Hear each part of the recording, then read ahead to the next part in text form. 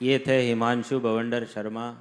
और आप लोगों को कैसे लगे ये पूछने की आवश्यकता ही नहीं रही, क्योंकि आप लोगों ने इतनी तालियां बजा दी इनके दुख दर्द को समझ करके।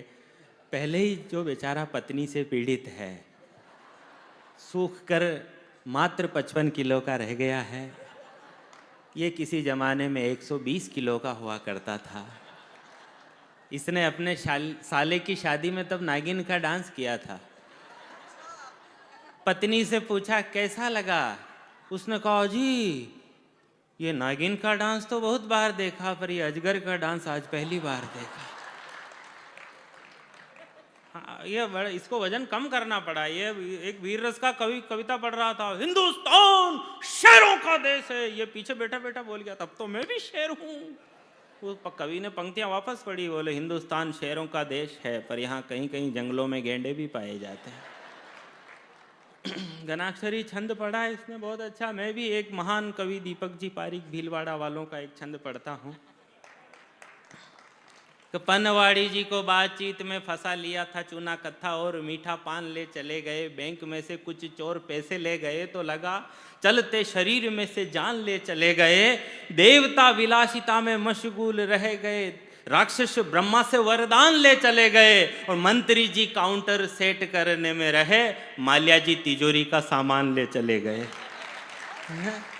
हमारा देश कहाँ जा रहा है, इस पर विचार करने की आवश्यकता है। सुरेंद्र दुबे जी ने लिखा था, जर्दा तेरे पास है चूना मेरे पास,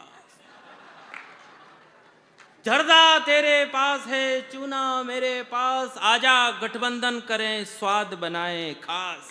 राजनीति पर इससे बड़ा व्यंग नहीं हो सकता। जर्दा तेरे पास है चूना मेरे पास, आजा गठबंधन करें स्वाद बनाए खास, स्वाद बनाए खास, रगड़ कर बांटेंगे, खाकर देंगे थूक थूक कर फिर चाटेंगे।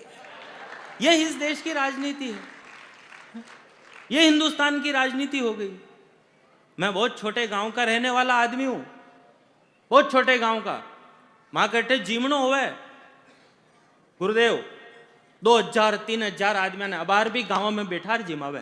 गाँव की संस्कृति, गाँवों ने, आर्यों ने ग्रामीण संस्कृति की स्थापना की थी, असुरों ने नगरों की स्थापना की थी, इसलिए इंद्र को पुरंदर कहा जाता है। इसलिए संस्कृति आज भी गाँव में बसती है। जो आप सब कहीं ना कहीं किसी ग्रामीण पृष्ठभूमि से जुड़े हैं, गाँव में उस किसी भी महिला के पीहर से, उसके मायके से कोई भी किसी भी जाति का व्यक्ति आता है आज भी, तो उस महिला के मुंह से सिर्फ यही निकलता है कि मेरे मायके से मेरा भाई आया है।